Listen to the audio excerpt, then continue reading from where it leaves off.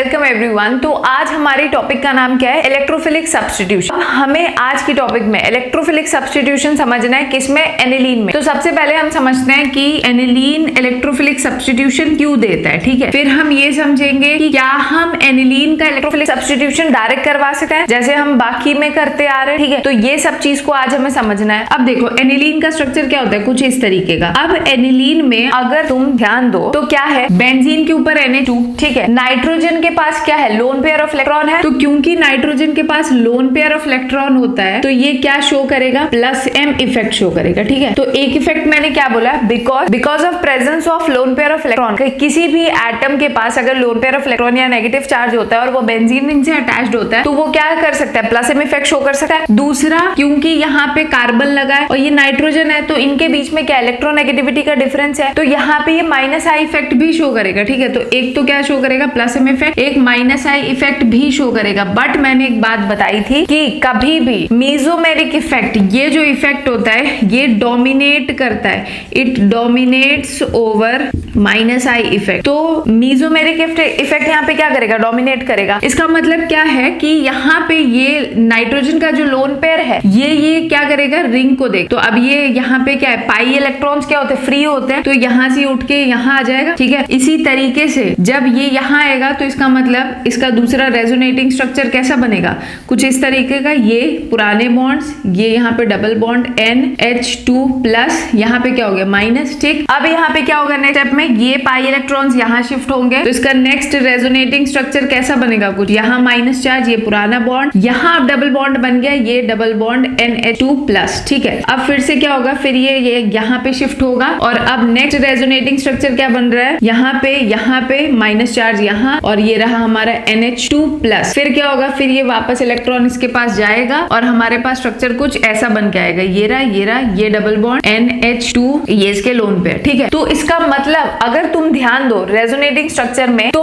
+m effect यहाँ पे, अगर तुम ध्यान दो तो रेजोनेटिंग स्ट्रक्चर में पर्टिकुलरली इलेक्ट्रॉन डेंसिटी कहाँ बढ़ रहा है, ऑर्थो और पैरा पे। देखो ऑर्थो एंड पैरा पे क्या हो रहा है, ये नेगेटिव चार्ज इलेक्ट्रॉन डेंसिटी को बढ़ा रहा है। तो कोई भी इलेक्ट्रोफाइल अगर आएगा, इलेक्ट्रोफाइल कौन होता है, जो इलेक्ट्रॉन डेफिशिएंट होता है, तो वो पर्टिकुलरली कहाँ अटैक करेगा, ऑर्थो एंड पैरा पे। तो हमें यहाँ पे क्या मिलेगा, ऑर्थो पैरा प्रोडक्ट मिलना चाहिए, ठीक है। ये हमारा एक्सपेक्टेशन है। बट होता क्या है कि एनिलीन में NH2 का इतना ज्यादा स्ट्रॉन्ग +m इफेक्ट होता है कि ये रिंग को अगर हम जैसे ब्रोमिनेशन करवाने जाएंगे, अगर हम एनिलीन का ब्रोमिनेशन करवाएंगे इवन विदाउट कैटलिस्ट, मतलब कैटलिस्ट आप नहीं यूज करोगे ना तो भी अगर आप ब्रोमिनेशन करा दोगे तो एनिलीन क्या करता है, एनिलीन ट्राई सब्स्टिट्यूटेड प्रोडक्ट दे देगा। मतलब यहाँ पे हमें जब हम इसको किसके साथ रिएक्ट करेंगे, ब्रोमीन वाटर के साथ,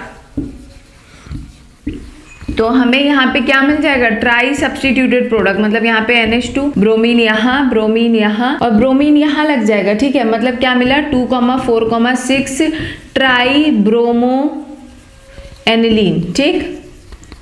तो सोचो ऐसा क्यों हो रहा है, हमें तो चाहिए ऑर्थो एंड पैरा ना, मतलब एक जगह पे हमें क्या चाहिए, ब्रोमीन ऑर्थो पोजीशन पे लगाओ, एक जगह पे पैरा पोजीशन पे। बट ऐसा नहीं होता। देखो होता क्या है कि NH2 का इतना ज्यादा स्ट्रॉन्ग एक्टिवेटिंग इफेक्ट होता है कि वो रिंग को इलेक्ट्रॉन डेंसिटी बहुत ज्यादा रिंग को दे देता है, रिंग को इलेक्ट्रॉन इतना ज्यादा दे देता है कि इलेक्ट्रॉन डेंसिटी इतना ज्यादा बढ़ जाता है कि हमें ट्राई सब्स्टिट्यूटेड प्रोडक्ट मिलता है। अब मान लो हमें ट्राई सब्स्टिट्यूटेड प्रोडक्ट नहीं चाहिए तो हम क्या करेंगे, तो यहाँ पे क्या किया जाता है, कभी भी अगर एनिलीन का इलेक्ट्रोफिलिक सब्स्टिट्यूशन कराना है तो सबसे पहले हमें क्या करना है, जो नाइट्रोजन के ऊपर का इलेक्ट्रॉन है, जो ये पहले सिर्फ किसके लिए कमिटेड था, मतलब बेंजीन रिंग के लिए, पूरा इलेक्ट्रॉन इसको बेंजीन रिंग को दे रहा था, हमें इसका क्या करना है, ध्यान भटकाना है। मतलब हमें इसके इलेक्ट्रॉन्स को बिजी करना है कहीं और भी, ताकि उसका चांसेस क्या हो जाए, 50%। मतलब एक बार वो वहां भी जाए, एक बार वो बेंजीन रिंग के पास भी जाए। तो इस वजह से हम क्या करते हैं, हम इलेक्ट्रोफिलिक सब्स्टिट्यूशन कराने से पहले एसिटाइलेशन करवाते हैं। समझ आया, क्या करवाएंगे, एसिटाइलेशन। और एसिटाइलेशन के लिए मैंने बताया था कि हम 3 एसाइलेटिंग एजेंट यूज करेंगे,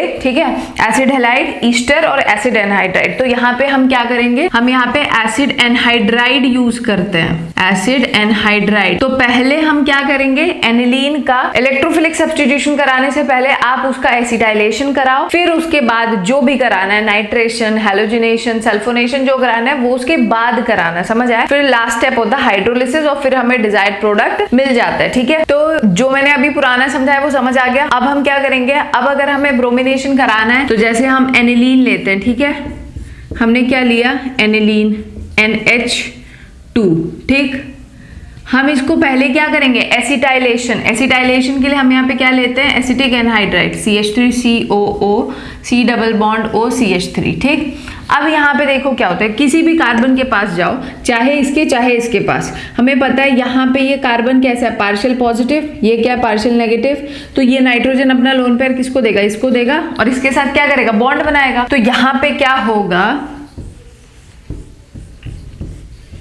NH और ये क्या हो गया, CO माइनस, ठीक है, और इस C के साथ क्या है, CH3 भी अटैच्ड है, और ये O C double bond O CH3, ठीक, और नाइट्रोजन के ऊपर प्लस चार्ज आएगा, ठीक है, क्योंकि नाइट्रोजन अपना वैलेंस इलेक्ट्रॉन दे रहा है। अब यहाँ पे क्या होता है, फिर ये ऑक्सीजन नाइट्रोजन के ऊपर जो प्लस चार्ज है, बीइंग इलेक्ट्रोनेगेटिव एटम, वो प्लस चार्ज को अपने ऊपर ज्यादा देर नहीं रख सकता है, तो इसके प्लस चार्ज को क्या करेगा, इसका हाइड्रोजन अपना इलेक्ट्रॉन देके बाहर निकलेगा, और साथ ही साथ ये ऑक्सीजन वापस अपना इलेक्ट्रॉन देता है, जिसकी वजह से यहाँ पे ये बॉन्ड टूटेगा। तो ओवरऑल तुम्हें यहाँ पे क्या निकालना है, इतना हिस्सा बाहर निकालो और ये हाइड्रोजन इसके साथ लगाओ, समझ आ रहा है। तो यहाँ पे क्या निकलेगा, CH3COOH, और ये पूरा ग्रुप इससे जुड़ जाएगा, मतलब ये बन गया हमारे पास NHC double bond O CH3, ठीक, एसिड एनिलाइड, एसाइलेशन करा के हमें यहाँ पे क्या फायदा हुआ, तो फायदा यहाँ पे ये हुआ कि देखो, पहले जब एनिलीन में नाइट्रोजन के ऊपर लोन पेयर था, तो वो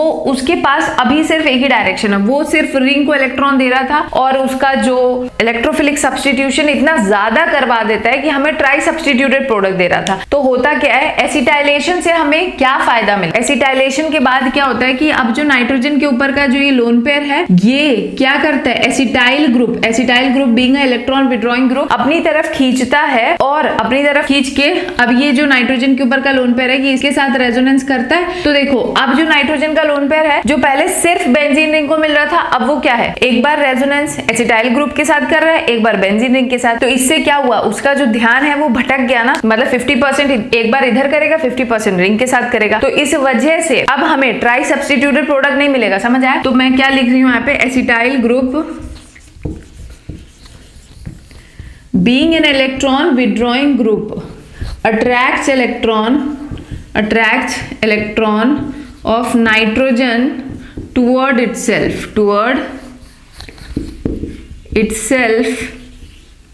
and decreases the activating effect of amino group। समझ आया क्या बोला मैंने, acetyl group being an electron withdrawing group attracts the electron of nitrogen toward itself due to which activating effect of amino group is reduce. और इसी को हम लोग क्या बोलते हैं, protection of amino group by acetylation. समझ आए, इसी को क्या बोलते हैं, protection of amino group by acetylation. अब क्या करना है, अब इसका क्या कर दो, ब्रोमिनेशन कर दो, कोई दिक्कत नहीं। अब जब हम इसका ब्रोमिनेशन करते हैं तो हमें क्या मिलता है, ऑर्थो एंड पैरा प्रोडक्ट मिलेगा, ठीक है। तो यहाँ पे क्या हो गया, NHC double bond O CH3, यहाँ पे एक बार ब्रोमीन जुड़ जाएगा, और साथ ही में यहाँ पे हमें क्या मिल जाएगा, NHCO CH3, और यहाँ पे ब्रोमीन जुड़ जाएगा। मतलब अब एसिटाइलेशन के बाद ब्रोमिनेशन करने पे हमें ऑर्थो प्रोडक्ट और पैरा प्रोडक्ट मिल जाता है, जिसमें कि ऑर्थो जो है ये माइनर रहेगा हमेशा, क्यों, बिकॉज यहाँ पे याद रखना है, यहाँ पे स्टेरिक हिंड्रेंस का फैक्टर है, समझ आए। और ये हमारा क्या बन गया, मेजर प्रोडक्ट, ठीक। अब लास्ट स्टेप क्या है, इसका हाइड्रोलिसिस कर दो। जब आप हाइड्रोलिसिस करोगे तो सिंपल एक चीज है, याद रखना, इस वाले हिस्से के साथ देखो, इतने हिस्से को निकाल दो, और इसके साथ NH के साथ हाइड्रोजन जुड़ जाएगा, वाटर का H+ जो है वो इस नाइट्रोजन के NH के साथ जुड़ जाएगा, जिसके वजह से हमें क्या मिल गया, एनिलीन। NH2 मिल गया और साथ में और यहाँ पे पैरा प्रोडक्ट और साथ में क्या मिल जाएगा CH3COOH। तो हमने पहले क्या किया, एसिटाइलेशन के बाद ब्रोमिनेशन किया, जिसकी वजह से हमें दो प्रोडक्ट मिले, ऑर्थो एंड पैरा, जिसमें कि पैरा हमेशा मेजर होगा क्योंकि ऑर्थो में क्या होता है, स्टेरिक हिंड्रेंस का फैक्टर लगता है। फिर आप हाइड्रोलिसिस करो तो हमें जो हमारा डिजायर्ड प्रोडक्ट है वो मिल जाता है। इस तरीके से चाहे आप एनिलीन का इलेक्ट्रोफिलिक सब्स्टिट्यूशन में halogenation, sulphonation, nitration, you have to do acetylation. तो मिलते हैं नेक्स्ट वीडियो में जिसमें हम दूसरे टॉपिक को डिस्कस करेंगे। तब तक अपना ध्यान रखो, अच्छे से पढ़ाई करो। अगर कोई डाउट हो तो कमेंट सेक्शन में पूछो। Thank you and bye.